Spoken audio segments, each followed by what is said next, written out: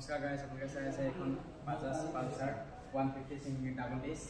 ইয়াৰ আপোনাৰ গ্ৰাফিক্সটো দিছে, চেঞ্জিং কৰা হৈছে দিছে। তাৰপিছত লাইটটো LED কৰা হৈছে, ফ্ৰণ্ট লাইট।